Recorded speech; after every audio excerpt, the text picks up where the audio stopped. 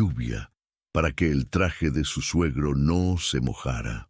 La lluvia comenzó cuando yo ya estaba sentado en el asiento delantero del carro que Luis usaba todos los días. La puerta cerrada, el cinturón abrochado.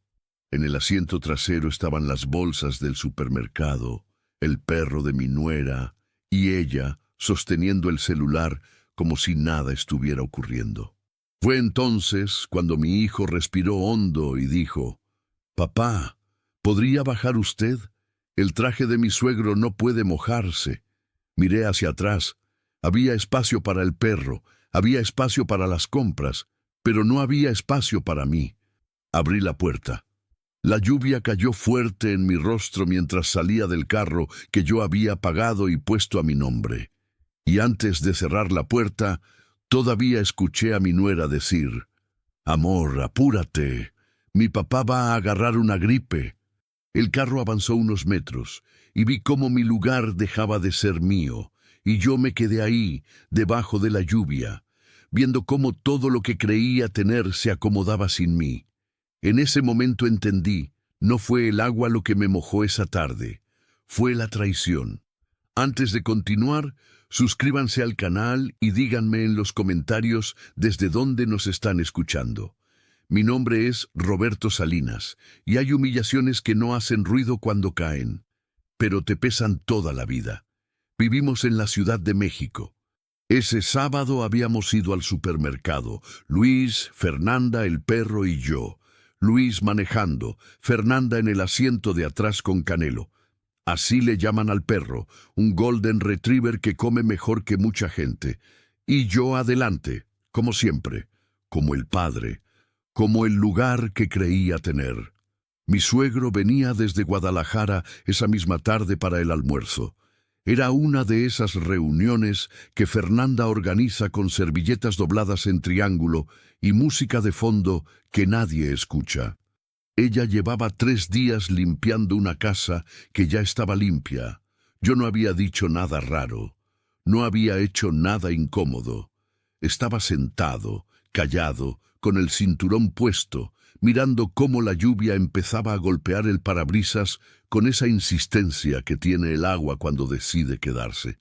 Entonces Luis apagó el motor y me lo dijo. No lo gritó, no se enojó. Lo dijo con esa voz suave que usan los hombres cuando quieren que algo injusto suene razonable. «Papá, es que mi suegro viene con traje y solo hay un paraguas. No alcanza para todos desde aquí hasta la entrada». No terminó la frase. No hacía falta. Los dos sabíamos lo que significaba. Miré hacia atrás.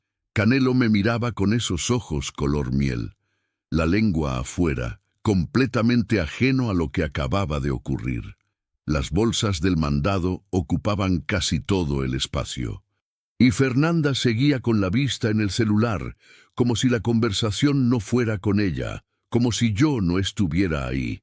71 años, 71 cargados de madrugadas, de mezcla de cemento, de facturas pagadas y de silencios tragados. Y me estaban pidiendo que bajara del carro para que un traje no se mojara. Abrí la puerta. No dije nada. Nunca he sido hombre de escenas. Mi padre me enseñó que la dignidad no se defiende a gritos, se cuida en silencio.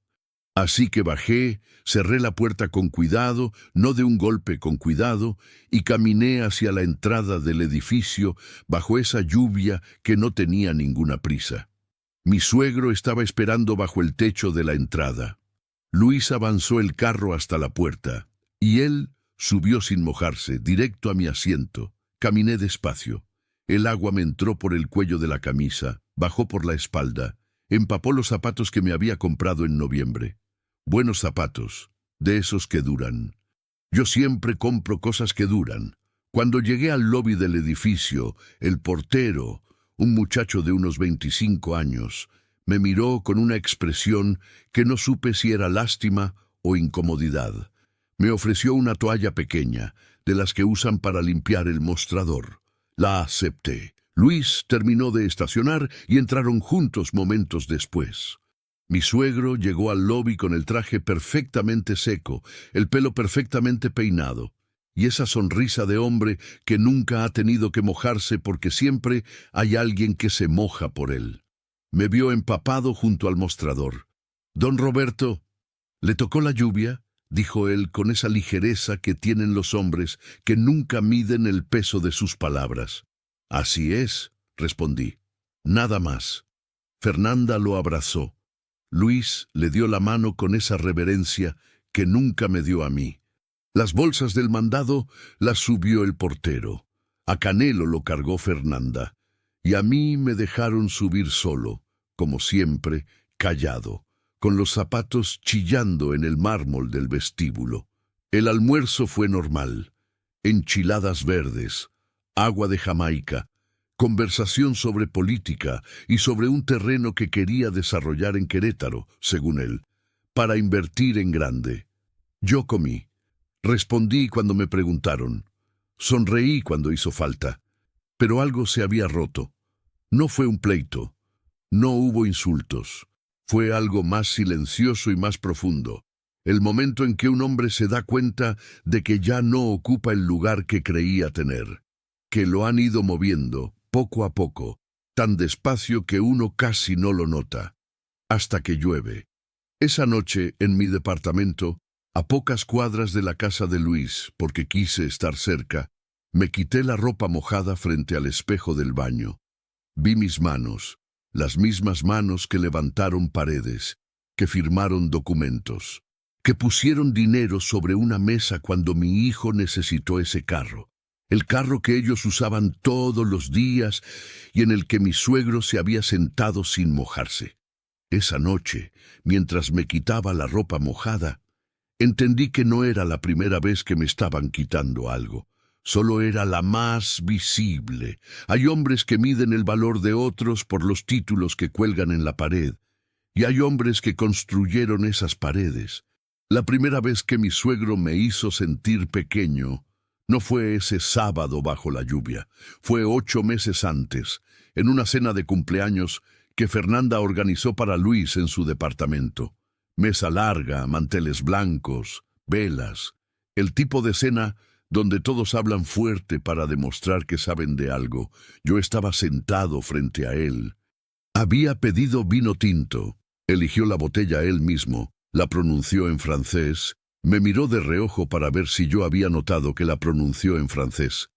Y llevaba 20 minutos hablando de un caso que, según él, había ganado en un tribunal. Fernanda lo escuchaba con esa admiración que tienen las hijas cuando quieren que su padre caiga bien. Entonces alguien mencionó que Luis quería hacer un posgrado. Mi suegro asintió, satisfecho.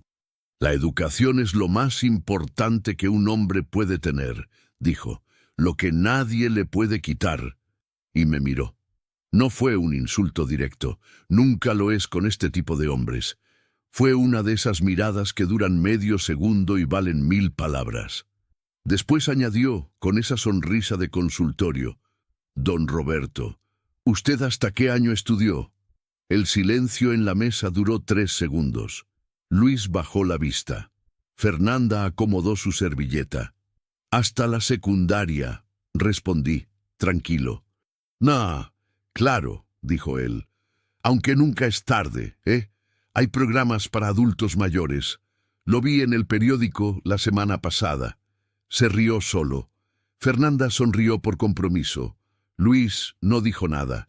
Yo tomé un sorbo de agua y también sonreí. Porque hay cosas que ese hombre no sabe. Cosas que yo nunca he necesitado contar en voz alta para que sean ciertas. A los 14 años ya no había forma de seguir en la escuela. Mi padre murió un noviembre. Y desde ese mes la casa cambió para siempre. Mi madre se quedó con 4 hijos y una tienda de abarrotes que daba apenas para comer. Yo era el mayor, no hubo discusión, no hubo drama. Simplemente un lunes ya no fui a clases y fui a trabajar, primero como ayudante de albañil, cargando cubetas, mezclando cemento a mano, aprendiendo a leer un nivel de burbuja antes de aprender a leer un contrato. Dormía en obras cuando había que terminar rápido. Comía lo que hubiera y observaba, siempre observaba. A los 19 años ya sabía más de construcción que muchos maestros de obra con 20 años de experiencia.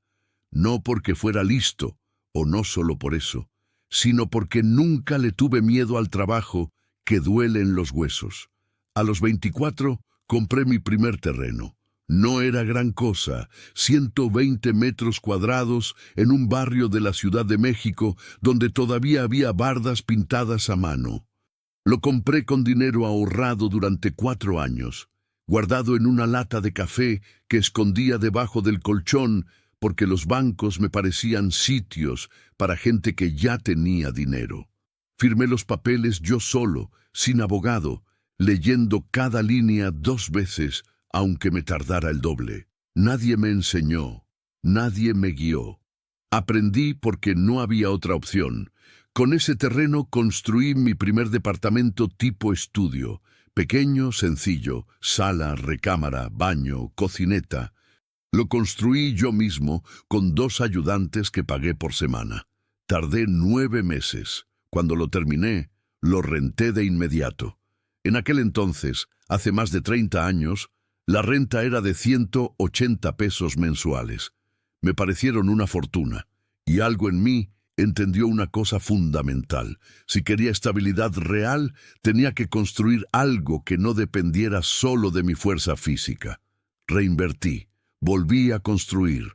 Pasé años en que las manos nunca estuvieron limpias del todo, en que el polvo de yeso era parte de mi cara, en que llegaba a casa tan cansado que me quedaba dormido con los zapatos puestos.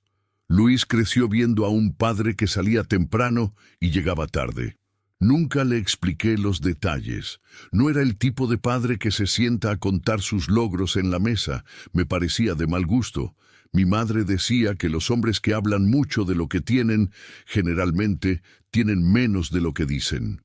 Así que callé, y ahí cometí mi primer error. Callé demasiado tiempo, y ese silencio dejó espacio para que otros llenaran los huecos con su propia versión de lo que yo era. Callé cuando Luis entró a la universidad y yo pagué cada semestre sin que él supiera exactamente de dónde salía el dinero. Callé cuando cubrí el enganche de su departamento. Callé cuando pagué el carro que ahora usaban todos los días, sin que nadie preguntara a quién pertenecía realmente. Y Fernanda, con esa seguridad que dan los apellidos con dinero detrás, siempre habló de mí con ese tono ligeramente condescendiente que tienen las personas que confunden la ropa vieja con la pobreza. Una vez la escuché decirle a su madre por teléfono: «El papá de Luis es buena persona, pero pues, ya sabrás, gente sencilla, sí, sencilla como el cemento, que no parece gran cosa hasta que ya está puesto y carga el peso de todo lo que se construye encima». Luis nunca supo cuánto tenía. Nunca preguntó con curiosidad real, solo con esa vaga tranquilidad que tienen los hijos, que dan por hecho que el padre siempre estará ahí, siempre tendrá algo, siempre resolverá. Yo lo dejé creer lo que quiso creer. Tal vez fue mi error, o tal vez fue mi estrategia sin saberlo. Luis siempre creyó que yo solo tenía una pensión, y nunca corregí esa idea. Hay una diferencia entre vivir con poco y tener poco, y yo pasé décadas cultivando esa confusión en silencio. Mi departamento queda a pocas cuadras de la casa de Luis. No es un lugar que impresione, no tiene pantalla grande ni muebles de catálogo. Tiene lo que necesito, ni más ni menos, y eso siempre me pareció suficiente. Fernanda lo visitó una sola vez, cuando Luis y ella llevaban apenas 6 meses de novios. Recorrió la sala con esa mirada rápida que hacen las personas educadas cuando quieren evaluar sin que se note, y dijo: «Qué acogedor, don Roberto, acogedor». La palabra que usan cuando no quieren decir pequeño. Desde entonces nunca volvió, y yo nunca insistí. Lo que Fernanda no sabe, lo que Luis tampoco sabe, es que ese departamento donde vivo no es mío porque no puedo tener algo mejor. Es mío porque elegí rentarlo hace 12 años, cuando tomé la decisión de que mi dinero debía trabajar en otro lugar. Pago 8,000 pesos mensuales de renta, un contrato antiguo que el dueño siempre respetó, porque siempre pagué puntual y nunca di un problema. Una cantidad que a ellos les parecería modesta, coherente con la imagen que tienen de mí, un hombre mayor, jubilado, que vive de una pensión y de la bondad discreta de su hijo. La pensión existe, llega puntual cada mes, 6,400 pesos. La uso para los gastos cotidianos, mandado, medicamentos, servicios. Me alcanza bien, porque aprendí hace mucho tiempo que el hombre que no sabe vivir con poco, tampoco sabe vivir con mucho. Pero la pensión no es lo único que entra. A lo largo de 34 años construí, en distintos momentos y distintos rincones de la Ciudad de México, 9 estudios y 3 departamentos pequeños. Algunos los fui vendiendo cuando el mercado valió la pena. Otros los conservé. Hoy tengo 6 propiedades rentadas, todas documentadas, todas al corriente con el Servicio de Administración Tributaria, todas con contratos por escrito, algunos firmados ante notario, con documentación completa y pagos rastreables. La renta mensual que recibo de esas 6 propiedades suma, dependiendo del mes, entre 42,000 y 46,000 pesos. 42,000 pesos mensuales. Más de 7 veces lo que Luis cree que tengo. Después de impuestos, seguía siendo suficiente.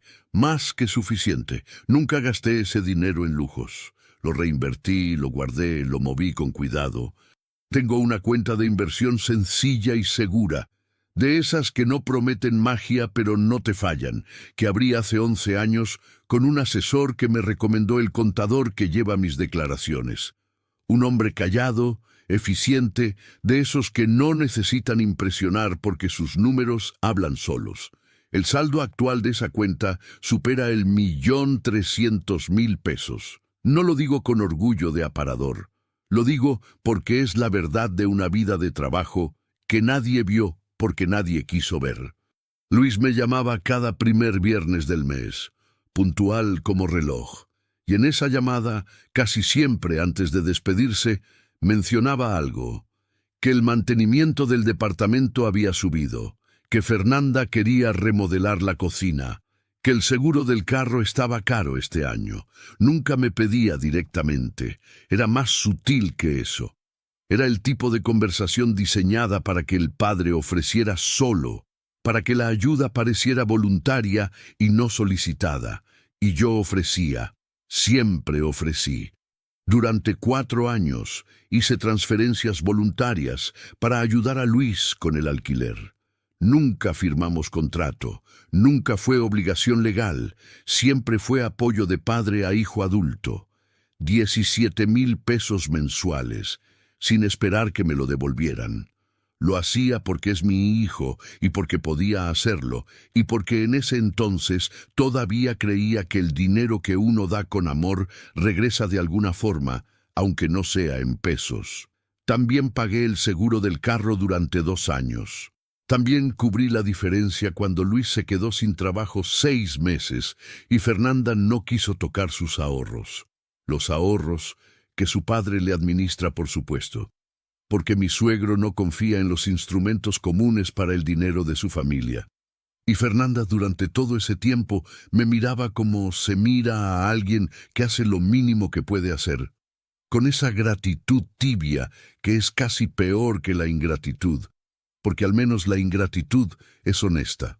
Una tarde, 3 meses antes de la lluvia, escuché sin querer una conversación entre ella y su madre en la cocina. Yo estaba en el pasillo, acababa de llegar, nadie me había oído entrar. ¿Y el papá de Luis no puede ayudar con lo de la remodelación?, preguntó la madre de Fernanda. Pues algo da, respondió ella, pero mal que bien apenas se sostiene. No quiero pedirle más porque luego se siente comprometido el pobre. El pobre. Me quedé quieto en el pasillo, escuché el resto de la conversación.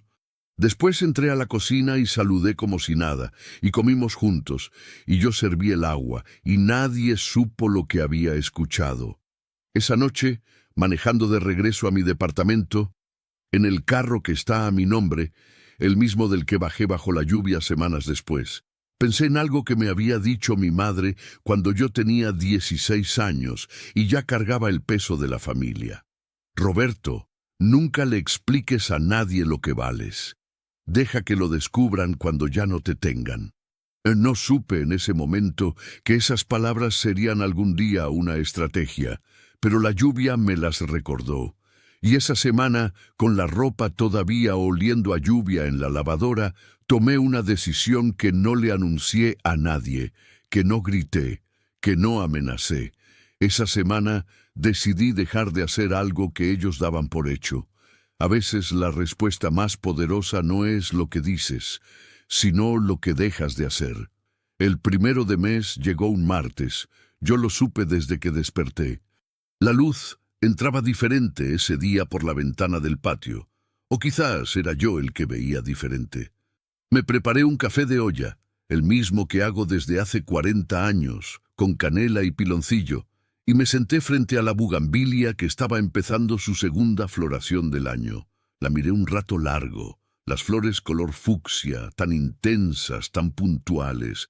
Esa planta no le pide permiso a nadie para florecer. Abrí mi aplicación del banco. El dinero de las rentas ya había entrado, como siempre, entre el 28 y el 30 del mes anterior. 43.200 pesos ese mes. Lo vi en pantalla, tranquilo, ordenado, trabajando en silencio como siempre lo había hecho. Luego entré a la cuenta desde donde normalmente hacía la transferencia a Luis. La pantalla esperó, yo también esperé, y cerré la aplicación.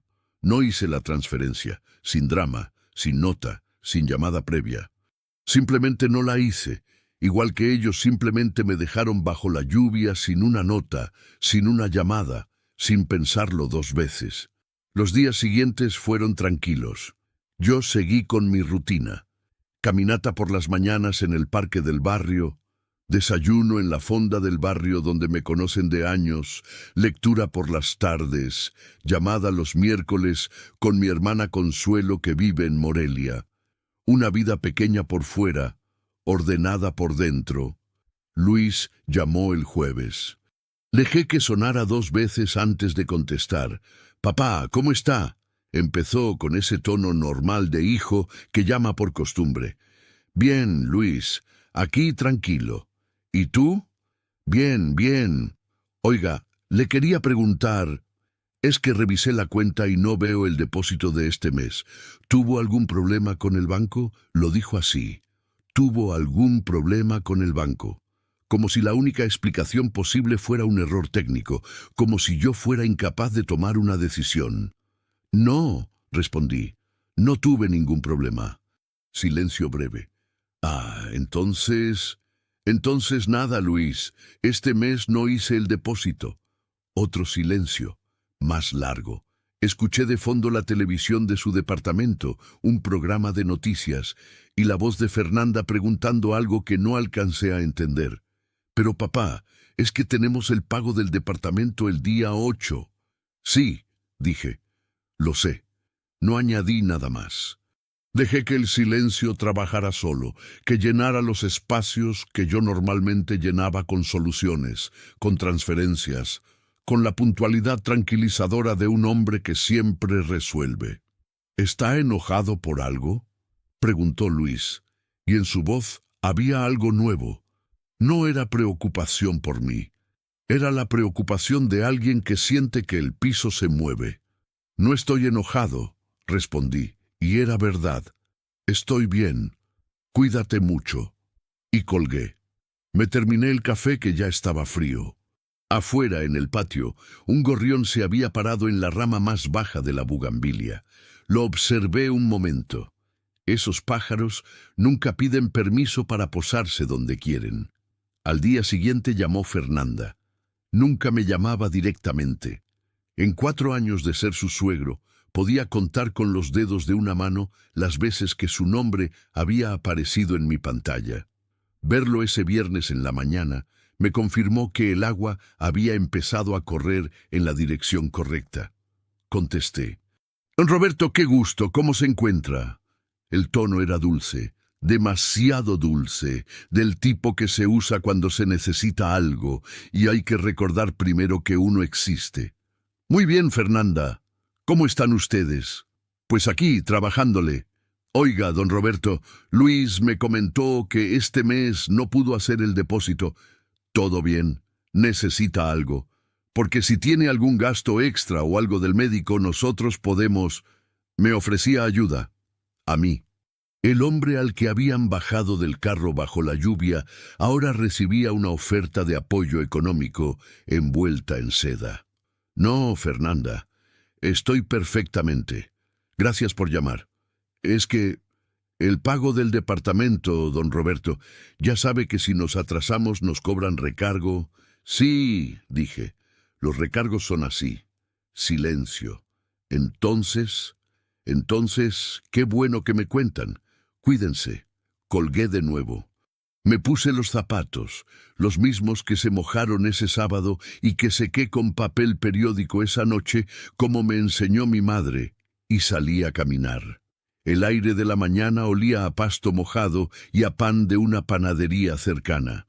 Caminé sin prisa, saludando a los vecinos, deteniéndome en el puesto de periódicos de la esquina. Esa tarde recibí un mensaje de texto. No era de Luis ni de Fernanda. Era de mi suegro. Don Roberto, buenos días. Soy el papá de Fernanda. Me gustaría que pudiéramos platicar cuando tenga oportunidad. Es sobre un tema familiar que creo importante resolver con buena comunicación. Quedo a sus órdenes. Lo leí 2 veces. Buena comunicación. El hombre que me vio empapado en el lobby y sonrió. Ahora quería buena comunicación. Guardé el teléfono en la bolsa del pantalón sin responder. Seguí caminando.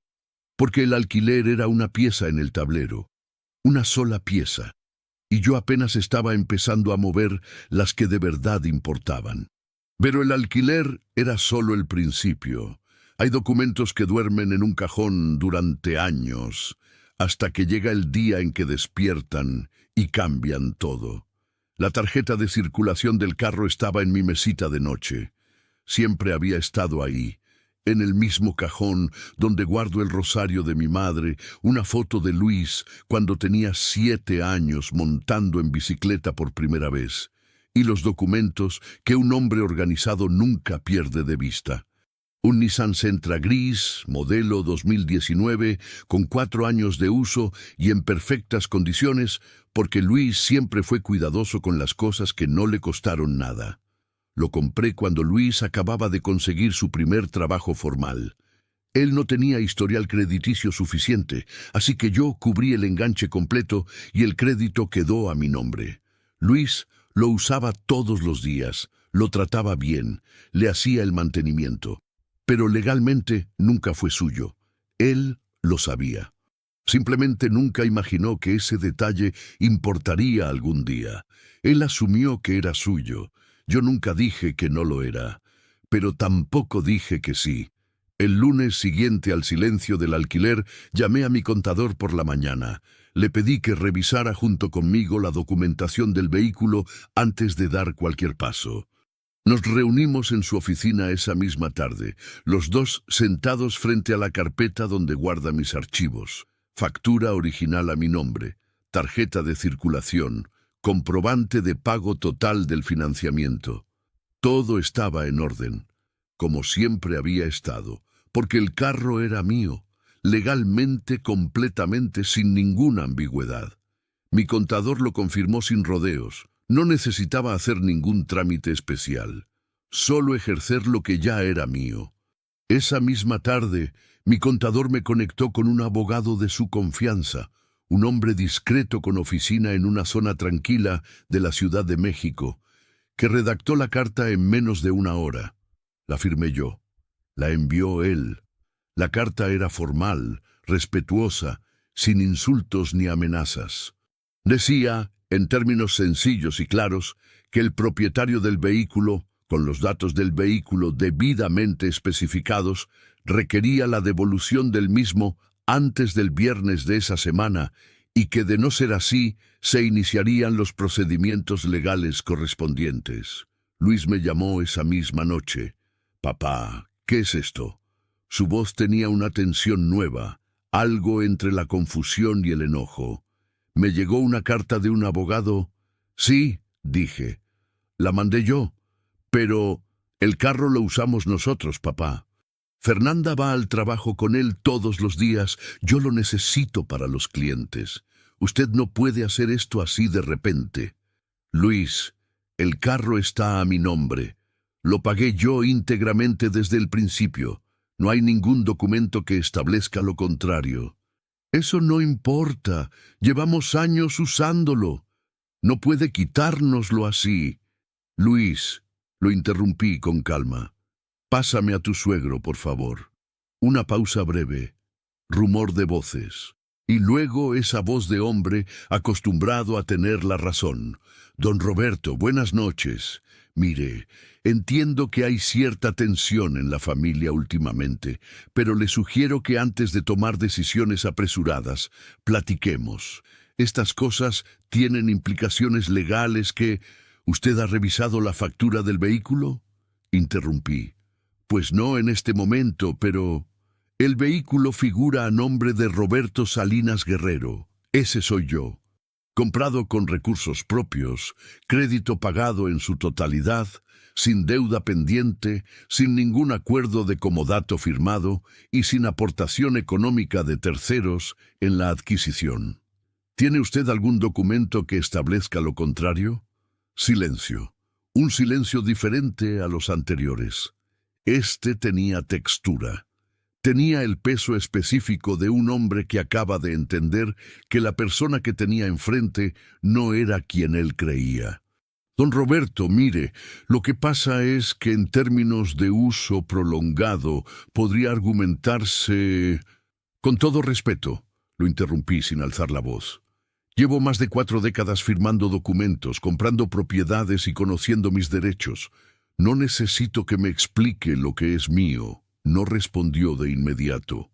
El viernes, añadí, antes de las 6 de la tarde, que Luis deje el carro en el estacionamiento de su edificio con las llaves en el sobre que le hará llegar el abogado. Que tenga buenas noches. Colgué. Luis discutió los días siguientes. Llamó 2 veces más. Intentó convencerme con argumentos de uso, de necesidad, de lo que Fernanda diría.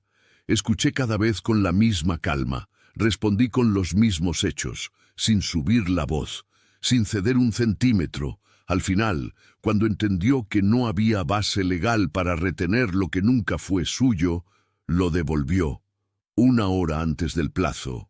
El viernes, a las 5 de la tarde, mi contador me mandó un mensaje. Don Roberto, el vehículo ya está en el estacionamiento, llaves en el sobre, todo en orden. Lo leí, lo guardé. Me serví un vaso de agua de limón y pensé en mi suegro con su traje siempre seco, su voz siempre segura, su sonrisa de hombre que nunca ha tenido que mojarse. Cuando el coche dejó de estar en la cochera de Luis, mi suegro entendió que ya no tenía el control que creía tener. El hombre que te subestima te está dando, sin saberlo, la ventaja más grande que puedes tener. Mi suegro me llamó el sábado por la mañana. No mandó mensaje primero. No pidió permiso. Llamó directo, a las 10:15, con esa confianza de hombre que asume que sus llamadas siempre serán bienvenidas. Contesté desde la cocina, donde estaba terminando de lavar los trastes del desayuno. Me sequé las manos con el trapo de cocina. Respiré despacio y contesté. Don Roberto, buenos días. Espero no interrumpirlo. Para nada. Dígame. Mire, quería platicar con usted de manera directa, de hombre a hombre, sin intermediarios. Creo que hay cosas que podemos resolver con buena voluntad antes de que esto se complique innecesariamente. Antes de que esto se complique. La frase favorita de los hombres que quieren que tú des marcha atrás, mientras ellos no ceden nada. Lo escucho, dije. Don Roberto, entiendo que quizás se sintió incómodo por algunas situaciones recientes. Las familias tienen sus momentos difíciles, eso es completamente normal, pero retirar el apoyo de golpe, recuperar un vehículo, eso genera inestabilidad. Y la inestabilidad en una familia joven tiene consecuencias. Consecuencias que, desde el punto de vista legal, podrían considerarse... ¿Podrían considerarse qué? Interrumpí con voz tranquila. Bueno, hay figuras jurídicas relacionadas con la dependencia económica, con acuerdos tácitos de manutención, con el uso prolongado de bienes. Figuras jurídicas, repetí, como si estuviera tomando nota. ¡Qué interesante! Se detuvo un momento. Esperaba intimidación. Esperaba que yo preguntara asustado qué significaba todo eso, que me disculpara, que ofreciera soluciones. Era el libreto que había funcionado toda su vida con personas que no conocen sus derechos. Permítame contarle algo, dije, y me recargué en el marco de la puerta de la cocina mirando la bugambilia del patio. Tengo 6 propiedades rentadas en la Ciudad de México, todas con contratos por escrito, algunos firmados ante notario, con documentación completa y pagos rastreables, todas declaradas ante el Servicio de Administración Tributaria puntualmente desde hace más de una década. Tengo comprobantes de cada transferencia que hice a la cuenta de mi hijo durante 4 años, y ninguna de ellas tiene documento alguno que la clasifique como obligación legal, acuerdo de manutención o compromiso vinculante.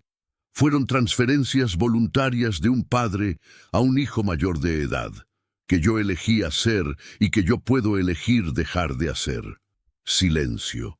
Además, continué, el vehículo recuperado fue adquirido íntegramente con recursos míos, nunca tuvo contrato de comodato, y la factura a mi nombre es documento suficiente para cualquier instancia legal que usted quiera consultar. Don Roberto, empezó y su voz había bajado un tono. No tenía idea de que usted... ¿De que yo qué? Pregunté, sin ironía, sin dureza. Solo la pregunta. No la terminó, porque lo que iba a decir era, no tenía idea de que usted supiera todo esto. No tenía idea de que el hombre que no terminó la secundaria llevara décadas construyendo un patrimonio documentado, asesorado, declarado, intocable. No tenía idea de que detrás de la ropa sencilla y los zapatos mojados hubiera un hombre que había leído cada contrato que firmó, que conocía la diferencia entre una donación y una obligación, que había elegido vivir modestamente mientras su dinero crecía en silencio. Mire, dijo finalmente, con una voz que ya no tenía el brillo de antes. Quizás empezamos con el pie equivocado. Le propongo que nos reunamos los 4, con calma, y platiquemos como familia. Puede ser, respondí. Cuando yo lo considere oportuno, lo llamo. Claro, claro. Cuando usted diga, don Roberto, que tenga buen día. Colgué. Guardé el teléfono, me serví otra taza de café y fui a sentarme frente a la ventana del patio. Pensé en mi contador, que lleva mis finanzas con la discreción de un confesor y la precisión de un cirujano. Pensé en las carpetas que guarda en su oficina. 14 años de declaraciones anuales, contratos de arrendamiento, estados de cuenta, facturas. Todo ordenado, todo limpio, todo con fecha y firma. Pensé en las veces que mi suegro había hablado de derecho en la mesa, con esa autoridad de quien estudió en universidad privada y lleva 30 años cobrando por saber cosas que otros no saben. Y pensé en cuántas veces yo había callado, no por ignorancia, sino porque nunca necesité demostrar nada. La ignorancia que él me atribuyó fue siempre su error, no mi limitación. Esa semana Luis me llamó 2 veces, la primera para preguntar, con una voz extraña, torpe, si podíamos vernos a tomar un café. Le dije que estaba ocupado. La segunda vez llamó un jueves por la noche, y en su voz había algo que yo no había escuchado en años, incertidumbre real. Papá, mi suegro dijo que usted, que tiene propiedades rentadas. ¿Es cierto eso? Sí, respondí. Silencio largo. ¿Y nunca me lo dijo? Nunca me preguntaste, respondí.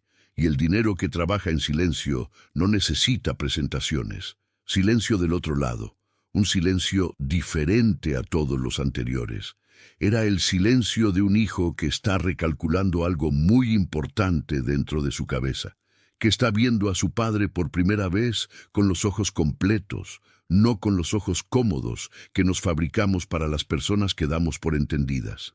Papá, yo creo que cometí errores. Sí, dije, yo también. No le expliqué cuáles eran los míos. Todavía no era el momento, porque había una cosa más que necesitaba hacer antes de sentarme a hablar. Una cosa que Luis y Fernanda no esperaban, que mi suegro no había contemplado, y que yo llevaba pensando desde aquella noche en que me quité la ropa mojada frente al espejo. Fue entonces cuando decidí hacer algo que ni Luis ni Fernanda esperaban. No hay silencio más elocuente que el de un hombre que decide, sin avisar, dejar de estar disponible. El notario público tiene su oficina en un edificio antiguo de la Ciudad de México, con escaleras de mármol gastado y olor a papel antiguo. Lo conozco desde hace 20 años. Hemos firmado juntos contratos de arrendamiento, compraventas, poderes notariales. Es un hombre que habla poco, escribe con precisión y nunca hace preguntas que no sean estrictamente necesarias. Llegué un martes a las 11 de la mañana con mi contador y una carpeta que habíamos preparado durante 2 semanas, con la meticulosidad de quien sabe que los detalles son la diferencia entre lo que se sostiene y lo que se cae. Lo que firmé esa mañana no fue una venganza, fue un orden. Reestructuré los contratos de 3 de mis propiedades, actualizando las cláusulas de arrendamiento y asegurando que los depósitos se dirigieran a una cuenta bancaria que abrí esa misma semana en una institución diferente a la que Luis conocía. No porque escondiera nada, todo seguía declarado ante el Servicio de Administración Tributaria, todo seguía documentado, sino porque un hombre que está reorganizando su vida tiene derecho a hacerlo con privacidad. También actualicé mi testamento ante notario público, sin desheredar a nadie, solo reorganizando la administración del patrimonio. El dinero seguiría siendo de Luis, pero ahora quedaba distribuido en un fideicomiso administrado por una institución fiduciaria, con reglas claras, y con mi contador como la persona autorizada para dar seguimiento contable y presentar reportes. Todo documentado, todo con condiciones claras, liberándose en etapas a lo largo de 10 años. Una protección, no un castigo, el tipo de decisión que toma un hombre cuando deja de suponer que el amor es suficiente garantía y entiende que los papeles también importan. El notario firmó sin levantar la vista. Mi contador revisó cada hoja en silencio. Yo firmé con la misma caligrafía de siempre, firme y sin prisa, la misma letra con la que firmé mi primer contrato de arrendamiento hace más de 3 décadas, encima de una mesa coja en una oficina prestada. Cuando salimos a la calle, el aire olía a lluvia próxima, de esas que se anuncian con ese peso particular que tiene el cielo antes de soltarse. Mi contador me miró de reojo. «¿Cómo se siente, don Roberto?» «Liviano», respondí. Y era la verdad. Esa misma semana cambié mi número de teléfono. No desaparecí del mundo. Seguí en el mismo departamento, seguí con mis caminatas matutinas, seguí desayunando en la fonda del barrio, donde el café llega sin pedirlo porque ya me conocen. Pero dejé de ser localizable para quien esperaba localizarme sin esfuerzo. Mi hermana Consuelo tenía el número nuevo, mi contador lo tenía, el notario también, Luis no lo tenía. Los primeros días intentó llamar al número anterior y le salía buzón. Le mandó mensajes que aparecían entregados, pero no leídos porque ese chip ya no existía. Después le escribió a Consuelo, que le dijo con la amabilidad seca que tienen las hermanas mayores. «Tu papá está bien, no te preocupes por eso». Nada más. Fernanda intentó contactarme por una red social que yo tenía registrada pero que no usaba desde hacía meses. Le aparecía el perfil, pero los mensajes no llegaban a ningún lado. Mi suegro, según me contó Consuelo después, dijo en una cena familiar que mi comportamiento era el típico de una persona mayor que empieza a tener problemas de carácter, que probablemente necesitaba orientación, que estas reacciones a veces eran señal de algo más profundo. Me lo contó Consuelo por teléfono una noche, y los dos nos reímos. Una risa larga de esas que salen del pecho y limpian algo por dentro. Tú siempre fuiste el más cuerdo de la familia, dijo ella. No lo sabía él, respondí. No lo sabe todavía, dijo Consuelo. Pasaron 17 días desde que cambié el número. En ese tiempo, corté también la única transferencia que quedaba activa, el pago del seguro médico privado que cubría a Luis como beneficiario de mi póliza.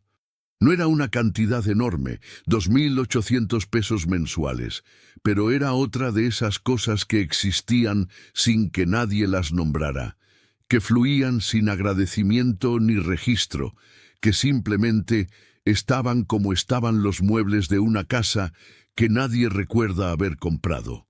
Cancelé con una llamada de 5 minutos. No lo anuncié. Lo descubrirían solos, como se descubren todas las cosas que uno da por hecho, cuando ya no están. Reorganicé también mi semana. Retomé algo que había abandonado hace años sin darme cuenta: el tiempo para mí. Empecé a ir los jueves por la tarde a un taller de carpintería en un barrio que conozco desde hace décadas, desde cuando compré mis primeros terrenos por ahí. Un hombre de mi edad enseñaba a trabajar la madera con paciencia, de quien sabe que las cosas buenas no se apresuran. Me gustó el olor de la viruta fresca, el peso de la herramienta en la mano, la concentración silenciosa de hacer algo con las manos que resulta en algo real y tangible. Me gustó sentirme útil para mí mismo. Los viernes iba al mercado de flores de Jamaica a comprar para el departamento, cosa que no había hecho nunca, porque siempre me pareció un lujo innecesario. Pero un hombre que reorganiza su vida puede también reorganizar qué considera necesario. Compré un ramo de crisantemos amarillos y los puse en un jarrón de vidrio sobre la mesa del comedor. Los miré esa noche mientras cenaba solo, con la radio encendida en una estación de boleros que mi madre escuchaba cuando yo era niño, y pensé que hacía mucho tiempo que mi casa no se sentía tan completamente mía. Fue el día 19 cuando Luis llegó a mi edificio.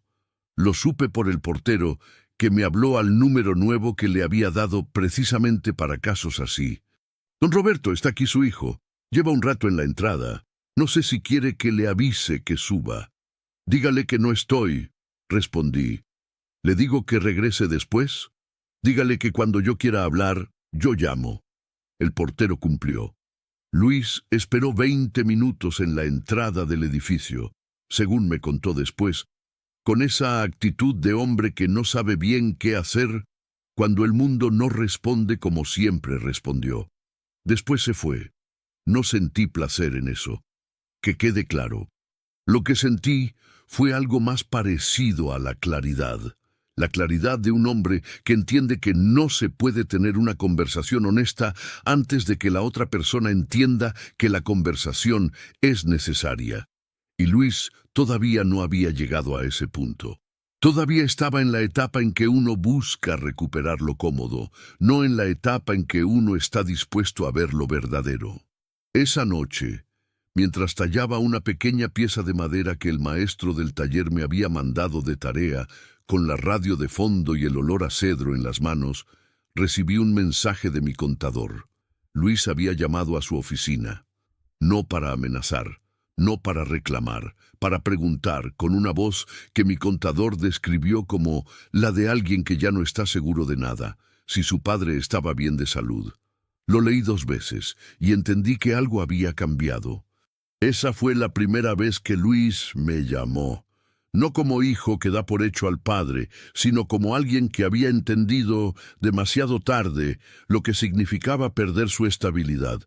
Al final de toda traición hay una pregunta que nadie se atreve a hacer en voz alta, y un hombre que decide si vale la pena responderla.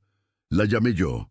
No Luis, no Fernanda, no mi suegro con su voz de consultorio y sus figuras jurídicas. Fui yo quien marcó el número de mi hijo un domingo por la mañana, 22 días después de haber cambiado el mío, mientras el café de olla humeaba sobre la estufa y la bugambilia afuera estaba en plena floración, tan fucsia y tan puntual como siempre. Sonó 2 veces. Luis contestó al segundo timbrazo, como si hubiera tenido el teléfono en la mano, esperando una llamada que no sabía si llegaría. Papá, solo eso, mi nombre en su boca, pero dicho de una manera que no había escuchado en años. Sin el tono casual de quien habla con alguien que siempre estará disponible, con el peso de quien habla con alguien que aprendió que puede no estarlo. Luis, ¿cómo estás? Aquí, papá, aquí estoy. Le pedí que viniera el martes. Solo él, sin Fernanda, sin mi suegro, sin intermediarios de ningún tipo. Solo los dos, en mi departamento, a tomar café como lo hicimos tantas veces cuando era niño, y el mundo todavía cabía entre estas 4 paredes color crema. Llegó puntual, cosa que noté porque Luis no siempre había sido puntual conmigo.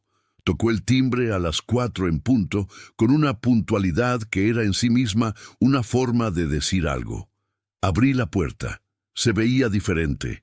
No físicamente, no había cambiado en 3 semanas, pero había algo en su postura, en la forma en que sostenía los hombros, que me recordó al muchacho de 16 años, que llegó a casa a contarme que había reprobado matemáticas y no supo cómo empezar.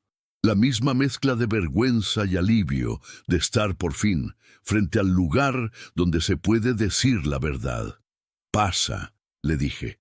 Entramos. Puse el café. Nos sentamos en la mesa del comedor, frente al jarrón con crisantemos que ya iban en su 3er ramo desde que empecé a comprarlos los viernes. Luis los miró un momento, como si también fueran nuevos para él. «Papá, yo quiero pedirle una disculpa», lo dijo antes de que el café terminara de servirse. Sin preámbulos, sin rodeos, con esa franqueza que tienen las disculpas, que vienen de un lugar verdadero y no de un cálculo. «Te escucho», dije. «Lo del carro, lo de la lluvia». Se detuvo. Apretó la taza entre las manos. No debí haberle pedido que bajara. Fue una falta de respeto que no tiene justificación, y llevo semanas sin poder quitármelo de la cabeza. «¿Por qué no pudiste quitártelo?» «Porque me di cuenta de que no fue solo ese día. Fue un reflejo de cómo me he comportado durante mucho tiempo. Dejé que Fernanda y su papá marcaran el tono de muchas cosas, y yo me fui acomodando. Dejé de verlo a usted como lo que es». «¿Y qué soy, Luis?», levantó la vista. «Mi padre», dijo. «El hombre que construyó todo sin pedirle nada a nadie. El que pagó mi carrera, mi enganche, mi alquiler, mi seguro. El que nunca cobró nada y nunca dijo nada. Y yo lo traté como si fuera un trámite». El departamento estaba en silencio. Afuera, en el patio, el viento movía apenas las ramas de la bugambilia, olía a café y a madera, porque había traído del taller una pieza que estaba lijando, y el olor se había quedado en el aire como se quedan las cosas que uno trabaja con las manos. No lloré. No soy hombre de lágrimas fáciles, pero sentí algo aflojarse por dentro, algo que había estado tenso durante semanas, quizás durante años, como una cuerda que finalmente encuentra la tensión correcta. «Luis», dije, «yo también cometí errores. Fui demasiado orgulloso. Callé cuando debí haber hablado. Me dije a mí mismo que era discreción, que era el estilo de mi madre, que los hombres no andan contando lo que tienen. Pero también fue miedo. Miedo de que si contaba todo, el cariño que recibiera fuera por lo que tengo y no por lo que soy. Y ese silencio dejó demasiados huecos que otros llenaron a su manera. Nunca pensé que usted tuviera miedo de algo», dijo Luis en voz baja. «Todos tenemos miedo de algo», respondí. Los que dicen que no, mienten o no se conocen bien. Silencio. Y cuando el cariño empezó a fallar de todas formas, continué. Ya no tenía manera de saber si era por lo que soy o por lo que tengo. Así que preferí quedarme sin ninguno de los dos antes de seguir recibiendo uno falso. No fue de un día para otro. Fueron semanas de llamadas sin respuesta y cuentas que ya no cerraban. Ese proceso le hizo ver cosas que la comodidad no le había dejado ver antes. Luis puso la taza sobre la mesa con cuidado. ¿Me va a dar otra oportunidad? Eso depende de ti, dije. No de promesas, de tiempo, de acciones. Las palabras las entiendo, Luis, pero ya estoy en una edad en que prefiero ver, asintió, lento, con seriedad. ¿Y Fernanda? Pregunté. Hablamos, mucho, más de lo que hemos hablado en años. Hizo una pausa. Ella también tiene que reconocer cosas. Y creo que está empezando a verlas, aunque le cueste más. ¿Y su padre? Luis bajó la vista un momento. Mi suegro, empezó, y eligió las palabras con cuidado. Es un hombre que no está acostumbrado a no tener razón. Creo que esto lo tomó por sorpresa. Usted lo tomó por sorpresa. No fue mi intención sorprender a nadie, dije. Solo recuperar lo que era mío, incluyendo mi lugar. No lo dije con dureza. Lo dije como se dice una verdad, que ya no necesita defenderse, tranquilamente, como los hechos que son tan sólidos que no requieren volumen para sostenerse. Tomamos el café hasta el final. Hablamos de otras cosas también, de un proyecto que Luis quería retomar en el trabajo, de Consuelo y sus hijos en Morelia, de la pieza de madera que estaba tallando en el taller. Le mostré la madera. La sostuvo entre las manos, la giró, la miró con una atención que me gustó. ¿Desde cuándo hace esto, papá? Desde que tuve tiempo para mí, respondí. Se quedó un momento con eso. Cuando se fue, al anochecer, me dio un abrazo en la puerta. Un abrazo real, de esos que no tienen prisa y no calculan nada. Me apretó el hombro con las dos manos antes de soltarme, y vi en su cara algo que reconocí porque lo había visto en el espejo muchos años atrás. El rostro de un hombre que acaba de entender algo importante sobre sí mismo y no está seguro de que le guste lo que vio, pero sabe que verlo es el único camino. Lo vi bajar las escaleras, cerré la puerta. Me quedé un momento en el pasillo de mi departamento, en silencio, con el olor a café y a madera en el aire. Pensé en el asiento de un carro, en una lluvia que caía sin apuro, en el momento en que una puerta se cierra y un motor arranca, y uno se queda parado en la banqueta preguntándose cuándo exactamente empezó todo esto. Pensé en los zapatos que sequé con papel periódico esa noche, en el rosario de mi madre, en el cajón de la mesita, en los crisantemos amarillos sobre la mesa del comedor. Pensé en mi suegro, con su traje perfectamente seco, su voz de hombre que nunca ha tenido que mojarse, su sonrisa de consultorio. Y pensé que hay cosas que el dinero protege, cosas que los documentos resguardan, cosas que la ley defiende, pero hay una sola cosa que nadie puede proteger si uno mismo no la cuida: la dignidad. No la que se demuestra con títulos ni con trajes costosos, la otra. La que se construye levantando paredes cuando nadie mira, firmando contratos en oficinas prestadas, secando zapatos mojados con papel periódico sin hacerle drama al mundo. La dignidad silenciosa de un hombre que sabe exactamente quién es, aunque nadie más lo sepa todavía. Mi suegro ganó ese sábado bajo la lluvia. Ocupó el asiento. Se mantuvo seco. Llegó al almuerzo con el traje perfecto y la sonrisa en su lugar. Pero algo en ese tablero había cambiado desde entonces, y él lo sabía, y yo lo sabía, y lo que importaba era que ahora Luis también lo sabía. Fui a la cocina. Me calenté el último resto de café. Me senté frente a la ventana del patio y miré la bugambilia en la oscuridad, apenas visible con la luz que salía de mi ventana. Esas flores no le explican a nadie por qué florecen 2 veces al año. simplemente florecen. Afuera, en algún punto de la ciudad, quizás llovía.